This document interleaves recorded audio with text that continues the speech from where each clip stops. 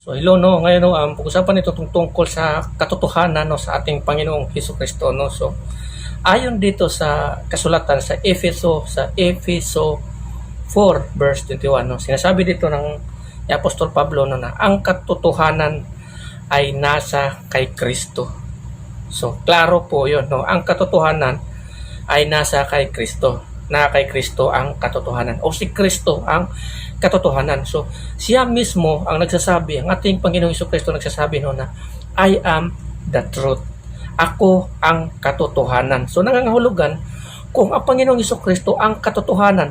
So ang salita niya, ang mga binibitawan niyang salita o ang mga salita niya ay katotohanan. So kung sinabi niya na I am the way, so yun ang totoo. Pag sinabi niyang walang makakapunta sa Ama kung hindi sa pamamagitan ko. So, yan ay totoo. So, walang tao na makapunta o makadirekta sa Ama kung hindi sa pamamagitan niya. Kasi nga, siya ang katotohanan at nagsasabi siya ng katotohanan. At ang sinabi niya ng ating Panginoon sa Kristo ay, in the Father is one. So, gaya ng siya ang katotohanan, so ang kanyang mga sinasabi ay katotohanan. So marami pa rin mga tao no, na namumuhay sa kasinungalingan. Ayaw nilang paniwalaan ang mga sinasabi ng ating Panginoong Hesukristo. No, so hindi sila maniwala or ayaw nila maniwala sa si Kristo na ang Diyos no nagpakatawang tao or nagpakatao sa mundong ito.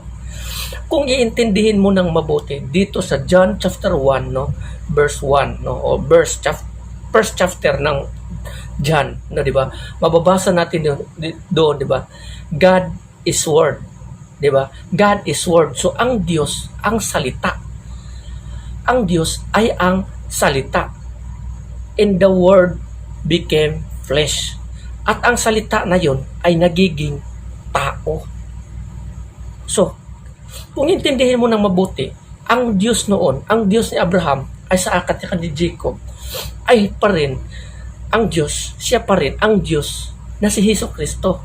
Nagkatawang tao siya sa pamamagitan ng anak, bilang anak.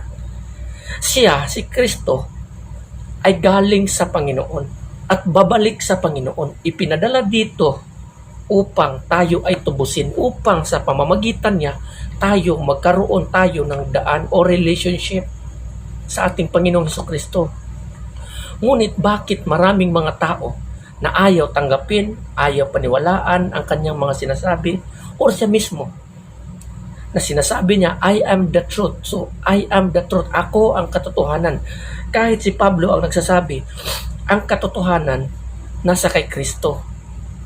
So, ngunit ang mga tao ngayon, kung ikaw, tao, ayaw mong maniwala na si Kristo ang katotohanan at ang Ama ay iisa, si Kristo at ang Ama ay iisa, siya pa rin ang beginning and the end. Kung ayaw mong maniwala sa Kanya, then, sa daling salita, namumuhay ka sa kadiliman. Namumuhay ka sa kasinungalingan. Ngayon, ang tanong, sino ang ama ng kasinungalingan?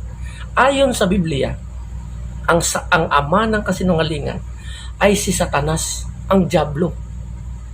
So kung namumuhay ka sa kasinungalingan at ayaw mong mamuhay sa katotohanan kay Kristo, nangangahulugan yung ama mo, ang iyong ama at ang iyong Diyos ay si Satanas or ang Diablo. So sa daling salita, ganun. So yan ang katotohanan. No, yan ang katotohanan. Kung ayaw mong tanggapin si Kristo bilang Savior. Si Kristo, tinatawag niya siya bilang Savior. Yun yung Savior natin. Bakit natin siya tinatawag na Savior? Kasi nga, sa pamamagitan niya, tayo magkaroon ng buhay na walang hanggan. Ang sinabi ng ating Panginoong Kristo, ang mananalig sa akin or sumasampalataya sa akin ay hindi mapaparusahan, kundi magkakaroon siya ng buhay na walang hanggan. Ang manalig kay Kristo. Ngunit, ang mga tao na ayaw manalig o sumasampalataya kay Kristo, mapaparusahan. Kasi nga, ayaw nilang manalig sa kaisa-isang anak ng Diyos na pinadala niya sa mundong ito upang sa pamamagitan niya, magkaroon tayo ng relationship sa Diyos. magkaroon tayo ng daan or tulay or pintuan patungo doon sa kaligtasan, sa kaharian ng Diyos. Tinanggap tayo ng Diyos Ama sa pamamagitan ng kanyang bugtong anak na siyang tumubos sa atin dito sa mundong ito dahil sa ating hindi pagiging matuwid. Binigyan tayo ng pagkakataon to repent. Binigyan tayo ng chance na magbalik sa Diyos, na mamulat sa Panginoon. Ngunit kung ayaw mong maniwala na si Kristo ay Savior, si Kristo ang katotohanan, then namumuhay ka sa kasinungalingan. At kung namumuhay ka sa kasinungalingan, ang dyablo ang iyong Diyos na sinasamba at pinupuri at ang iyong nagiging ama. Yan ang katotohanan sa Biblia. Kasi nga si Kristo ang katotohanan. Kung ayaw mo manalig sa katotohanan or mananatili sa katotohanan na nasa kay Kristo at doon ka sa sinungalingan kay Satanas, then doon ka sa kadiliman mapupunta. So, bakit mo hahayaan na ganun ang mangyayari? Bakit ninyo hinahayaan na doon kayo malilinlang sa kasinungalingan ng inyong mga church leader at ayaw niyong paniwalaan ang sinasabi mismo sa kasulatan sa Biblia? Kung ganun ang ginagawa niyo, sinayang ninyo ang inyong buhay, inyong pagkakataon, inyong chance dito sa mundong ito. Yung mga hirap nyo, gigising kayo ng umaga para sumamba, tapos hindi si Kristo ang inyong pinaglingkuran or nagiging sentro sa pagsamba, then ang inyong ginagawa ay walang kabuluhan o sa daling salita, walang kakwenta-kwenta or useless po yun.